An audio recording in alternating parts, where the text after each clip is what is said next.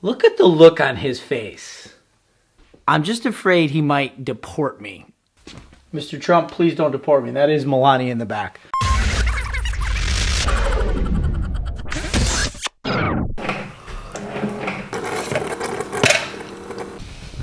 This is going to be a wild day, guys. It's starting at 4, and my webinar won't get done until like 11. I was up at 3, so it's going to be like a 20-hour day. At least it's already Monday. Hey, how are you, sir? Good morning. How you doing? I'm good. Nice to see you. Okay, thank you. Okay, sir. See you later. See you in a little bit. Okay, bye. All right.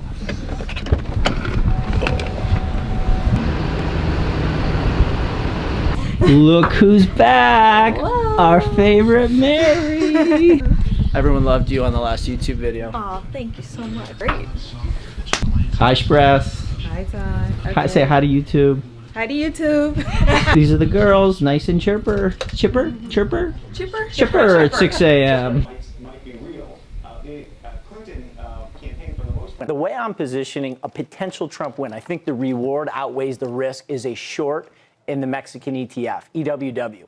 I'm short very expensive calls. The implied volatility in the Mexican ETF is the highest it's been in 5 years. So I'm short that volatility combined with a bearish outlook, which is selling calls. It's a little bit more advanced than we normally talk about in the investment horizon, but I do have the trade on. So people are paying big money to bet on the peso. Well, there's just the implied volatility, I believe, is 29% higher or lower over the next 52 but the weeks. calls are expensive, you say. Both puts in calls. As implied volatility goes up, both the puts in calls become more expensive. Calls. Traditionally, the implied volatility is about 10 to 20%. The cost of the insurance goes up Exactly. because I'd go long financials too if you wanted to do the contrarian bet and say, okay, maybe Trump wins here. Absolutely. I mean, I think Dodd-Frank is going to come apart. Trump will come in and pressure Yellen if she doesn't resign on the first day. Who knows how that's going to happen. That went well. Fun interview with Michelle. She got on me. She's really awesome. Oh, it's light out. All right.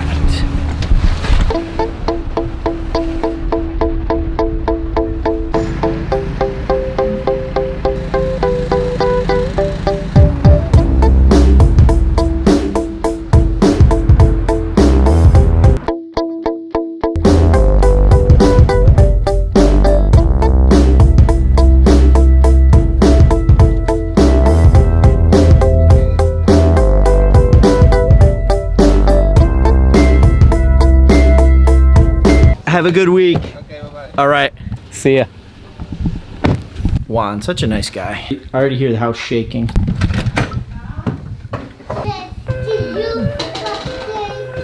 Hello. Hi. Hi, Kiki. Mommy, what? Exercise. Oh, exercise, jumping down, up and down. Hey traders, Todd Gordon here with TradingAnalysis.com. This is for CNBC's Trading Nation. Traders, today we're going to take a look at a setup in Morgan Stanley. This will be a trade that should be established before the presidential results, which come out on Wednesday the 9th. This will be a fixed investment. I will pay a certain amount of money to put this call debit spread on. So this is what I stand to risk, regardless of the results following the election. I'm going to go ahead and buy the 34 call, which is just above the current price of $33.77.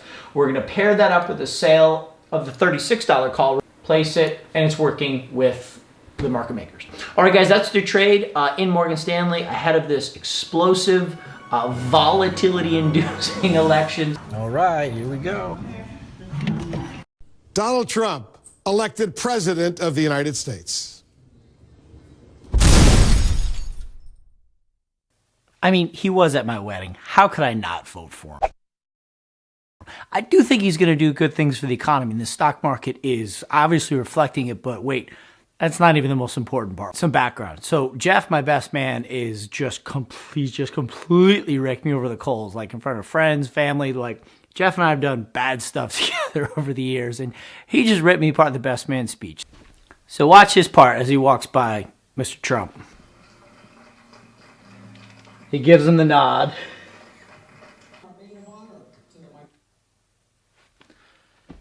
Look at the look on his face. He's like, who is this guy in my clubs? Mr. Trump, please don't deport me. That is Melania in the back.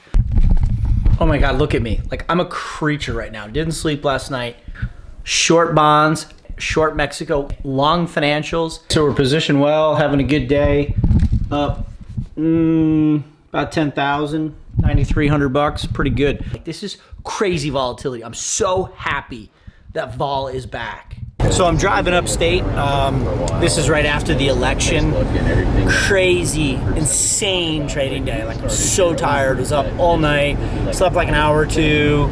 I had the biggest P&L. Had the biggest P&L day of the year today.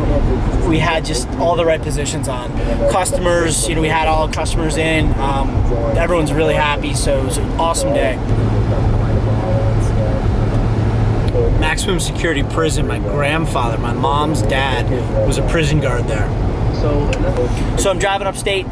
Ribbon cutting ceremony for the distillery is tomorrow. Our whiskey's coming out, so I'm gonna vlog it. You guys will see it coming up here, so good stuff.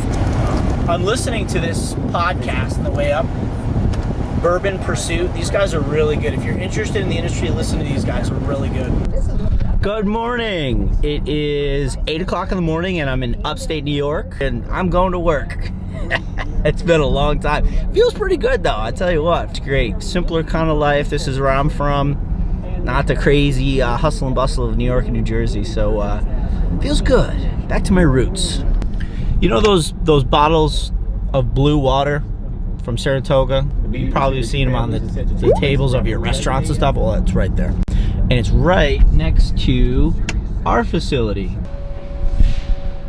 Upstate Distilling. Boss, sorry I'm late for work. I got a little bit lost in the wind. First day on the job, 7 minutes late. Shit, I hope I don't get fired. Okay, I'm gonna do a quick morning video after our big day yesterday. Here's where I'll be doing the video. Behind the bar.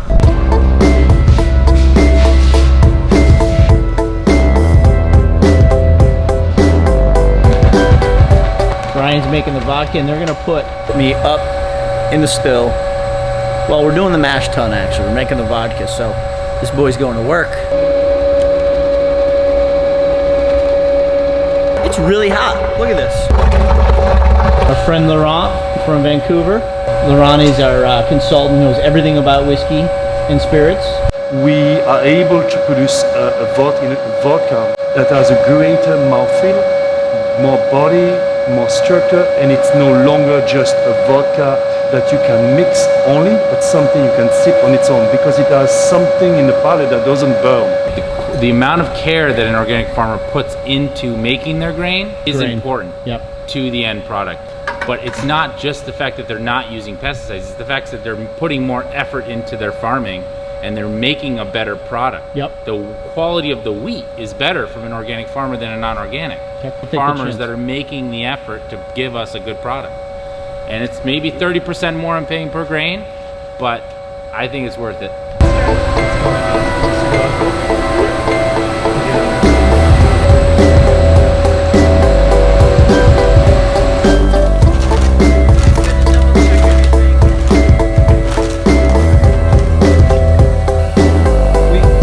I'm tough here at Upstate Distilling. Yeah! Looking at our rye whiskey blending tank here, we have emptied 2 30-gallon barrels and another 10-gallon barrel into here. It's got a rich, dark color. It's quite beautiful. Added a couple liters of spring water, so it's probably